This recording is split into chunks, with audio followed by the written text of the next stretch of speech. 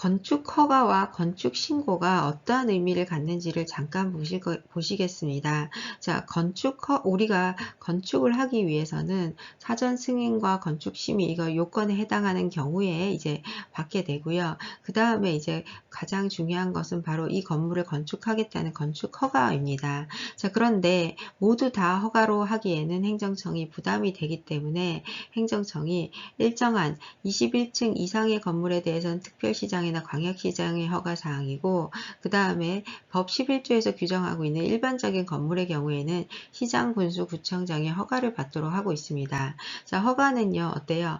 우리 행정행위에서 이제 배우시겠지만 허가, 인가, 특허의 개념과 같은 허가의 개념이 굉장히 중요한데, 이 허가는 뭐예요? 행정행위의 유형 중에서 법률행위적 행정행위로서 국민의 권리 의무에 영향을 미치는 행위에 해당합니다. 물론 이러한 허가는 행정행위 중에서 주로 기속적 성격을 갖습니다. 따라서 행정청은 일정한 요건을 갖춘 경우에 대체로 허가를 해줘야 되지만 원칙적으로 허가를 받기 전까지는 효력이 발생하지 않습니다. 그런데 지금 우리가 비교하는 개념으로 건축 신고를 보시는데요. 건축 허가는 좀 그래도 규모가 있는 것에 해당하고 특별시장, 광역시장 또는 시장군수, 구청장의 허가사항입니다. 그런데 이렇게 건축 허가를 통해서 하다 보니까 굉장히 처리해야 될 행정청의 업무가 과도하게 되고, 국민들 입장에서도 허가는 조금 더 요건이 까다롭기 때문에 이걸 조금 완화한 절차가 바로 건축 신고입니다. 건축 신고는 소규모 건축을 신고로 가름하도록 이렇게 조금 절차를 완화해서 인정해주고 있는 건데, 예를 들면 바닥 면적이 25평 이하거나 또는 연면적이 30평 이내인 건물의 개축 또는 개축 또는 증축, 그리고 건물 높이 3m 이내의 중축을 하는 경우에는 건축 신고로 가름하도록 하고 있습니다. 건축 허가에 비해서 건축 신고는 훨씬 더 이제 조금 더 간편화된 절차라고 생각하시면 됩니다. 자, 그리고 이러한 건축 신고는 과거에는 일반적으로 수리를 요하지 않는 신고였기 때문에, 물론 지금도 이 명확하게 건축 신고가 수리를 요하는 신고인지 수리를 요하지 않는 신고인지 우리 대법원은 밝히지 않고 있습니다. 그래서 수리를 요하지 않는 신고로 보는 경우에는 원칙적으로 수리를 하지 않아도 행정청에다가 내가 신고만 하면 바로 효력이 발생하죠. 그래서 수리를 하지 않더라도 특별하게 효력에 영향이 없지만 원칙적으로는, 그런데 실무적으로 행정청이 사실상 수리를 하지 않게 되면 처벌 규정이 함께 적용될 수 있기 때문에 당사자 입장에서는 상당히 불안한 지위에 놓일 수밖에 없습니다. 그래서 당사자가 2010년도에 이제 수리를 거부한 행정청에 대해서 행정소송을 제기했고, 우리 대법원이 수리를 요하지 않는 신고라 할지라도 건축신고를 수리하지 않는 수리 거부 처분에 대해서 처분으로 보아서 행정소송의 대상성이 된다고 인정을 했습니다.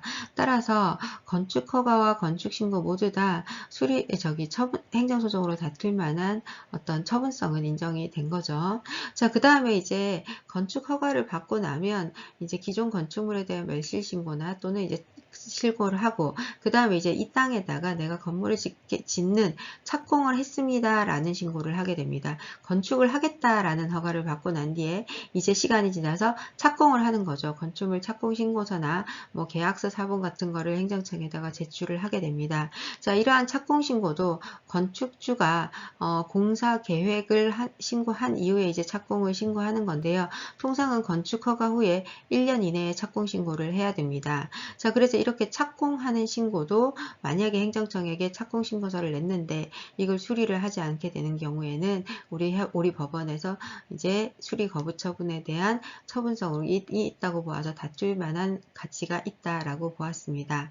자, 그리고 이 착공 신고가 이루어지고 나면 뭐해요? 사용 승인을 하게 되고 건축물 대장에 기재하게 됩니다. 자, 이러한 절차를 거치게 되는데, 여러분들이 이제 행정법적으로 기억하셔야 될 것은 건축 허가, 건축 신고, 그리고 착공 신고입니다. 왜냐면 이게 판례가 있기 때문입니다. 우리는 판례를 중심으로 정리를 하시면 되겠죠. 자, 건축 신고, 건축 허가, 건축 신고, 그리고 착공신고 요거 있죠. 자, 요거는 다 처분성은 인정이 되고요. 건축 허가는 당연히 이제 상대방의 허가를, 행정적인 허가를 받아야 효력이 발생하는 거고, 건축 신고와 착공 신고는 이것이 수리를 요하는 신고인지 아닌지는 명확하지 않지만 지금 현재 처분성은 인정이 되고 있다라는 거 기억해 주시면 좋겠습니다. 자, 신고로 들어가겠습니다. 신고 너무 중요한데요. 자, 우리 행정정처법에 이렇게 규정이 되어 있습니다. 신고에 대해서. 자, 신고는 다음 각호의 요건이에요. 자, 기재사항에 흠이 없어야 되고요. 구비서류가 첨부되어 있어야 됩니다. 그리고 형식상의 요건을 맞춰야 됩니다. 자, 이렇게 형식상의 요건을 갖춘 신고가 접수기간에 접수됐습니다. 도달된 때에 신고 의무가 이행된 것으로 본다. 이렇게 되어 있어요. 자, 우리 행정절차법상 신고는 수리를 요하지 않는 신고죠. 그쵸? 자, 자기 완결적 신고를 우리 행정소송법에서 규정을 하고 있습니다. 자, 그런데 그럼에도 불구하고 신고가 사실은 이제 허가나 인가와 다른 것은 실질적인 심사 없이 국민에게 내가 이제 사실관계를 그냥 등록이나 신고만 하는 거잖아요. 등록의 개념이라고 생각하시면 되는데, 자, 이렇게 하는 거였는데 그렇게 막 했더니 여러 가지 문제점들이 발생하는 겁니다. 그래서 신고를 두 가지로 나누게 됩니다. 실질적으로 법원은요.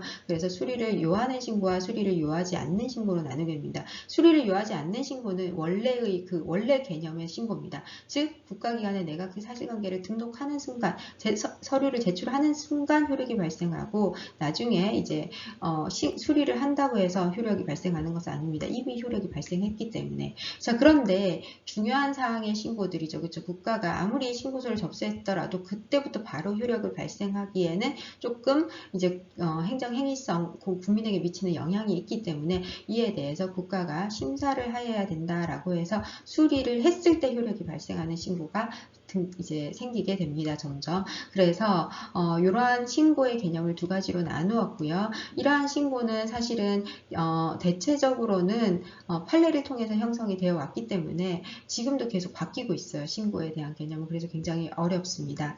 자, 건축법상 대표적인 예를 하나만 들어볼게요. 건축법 11조를 보시면 건축행위는 내가 가지고 있는 땅에다가 내가 건축을 하는 거잖아요. 그래서 법령에 정해진 형식적 요건을 갖추어 건축 신고를 하게 되면 행정청 입장에서는 원칙적으로 신고에 대한 수리를 해야 될 의무가 있습니다. 그게 바로 건축 신고의 기속적 성격입니다.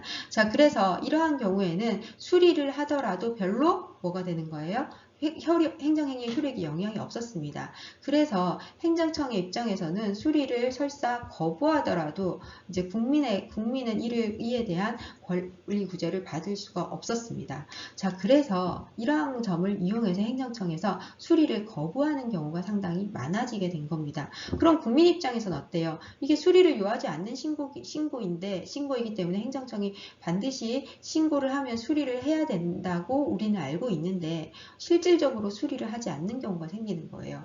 그러면 국민 입장에서는 이 수리를 다투고 싶겠죠. 그렇죠? 자, 그랬는데 과거의 행정소송법은 논리적으로 봤을 때는 수리를 요하지 않는 신고니까 이거 수리를 안 해도 별로 효력에 영향 없는 거 아닙니까? 하면서 처분성을 인정을 하지 않았어요. 근데 실질적으로는 그렇지 않았던 거죠. 신고를 했는데 수리를 안 하면 어때요? 그게 법률적으로 그러니까 위법한 행위로 건축법 위반 행위가 될 수도 있었던 거죠. 그렇죠? 그래서 우리 법원이 이에 대해서 다투어 볼 수 있도록 어떤 요구를 다투어 볼 수 있는 권리를 보장하자라는 논의들, 즉 행정소송의 처분성을 확대하려는 논의들이 증가하고 있습니다.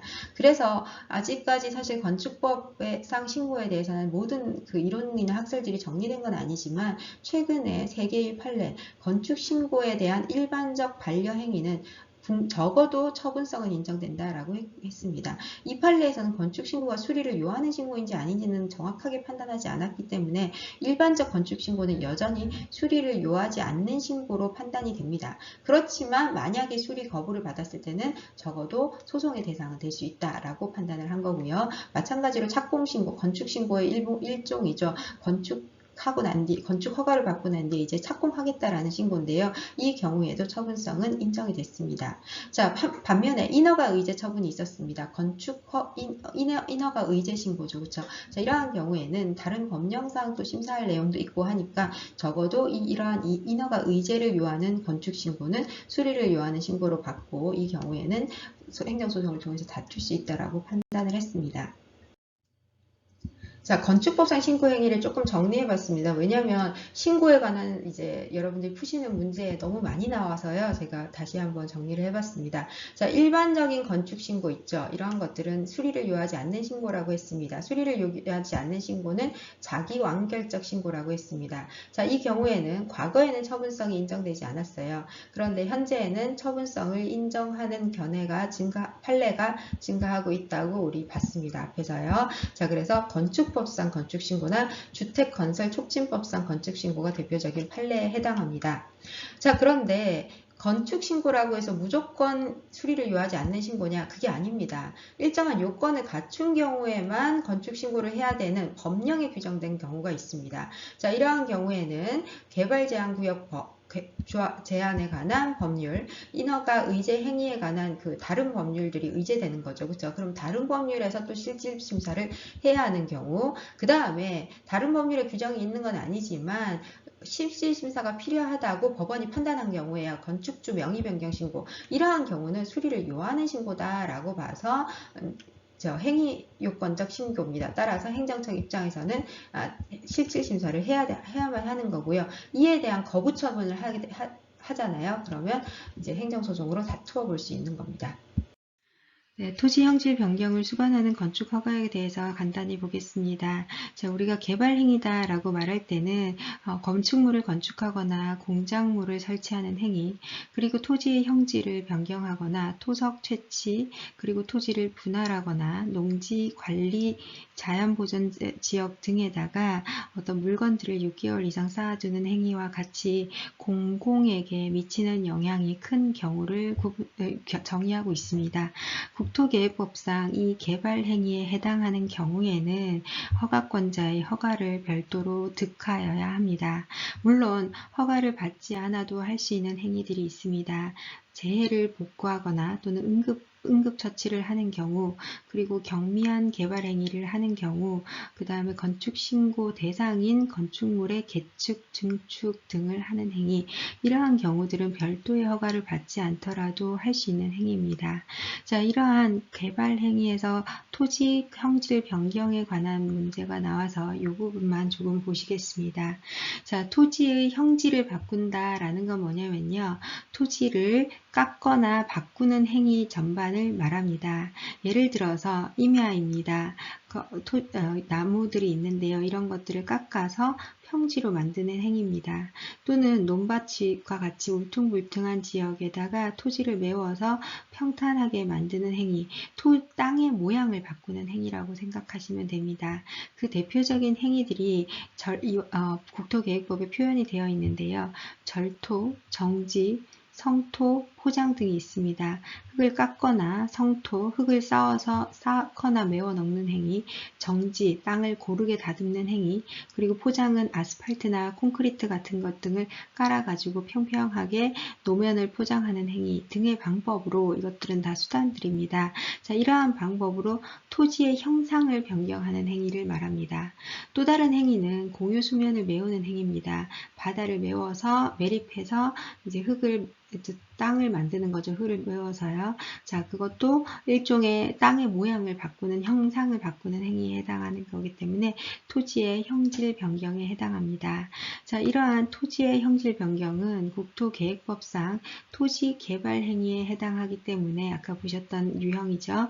따라서 이 경우에는 허가권자로부터 개발 행위 허가를 별도로 받아야 됩니다. 보셨던 것처럼 이러한 개발 행위는 재량 행위에 속합니다. 왜냐하면 이러한 모양을 바꾸는 행위를 평가하는 것은 허가권자의 재량이 상당히 반영될 수밖에 없는 행위이기 때문입니다. 자, 여러분들이 조금 헷갈릴 수 있는 개념이 토지 형질 변경과 지목 변경입니다. 지목은요, 토지의 종류를 바꾸는 겁니다. 우리가 전, 답, 대, 임야 뭐 이런 표현들을 씁니다. 우리 국토계획법에는 토지의 지목이 28가지로 규정이 되어 있습니다.